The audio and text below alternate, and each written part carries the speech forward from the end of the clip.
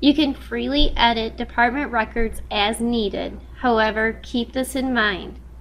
When editing a department name in the department file, it does not change the name on the item records and inventory.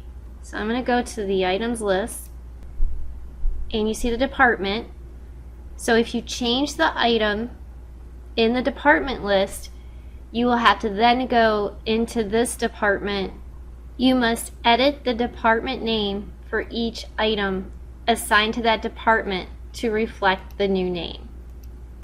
We will go back to the department list. Another note is that changes to the department name are automatically reflected in other program areas and on reports.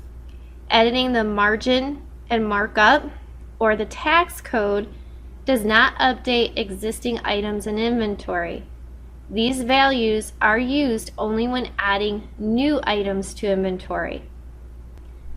So now to edit a department record, we're going to highlight the department record that we want to modify, which is the IBM computer.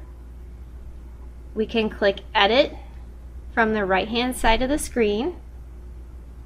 We can also choose Edit from the window toolbar. We can modify the department as necessary.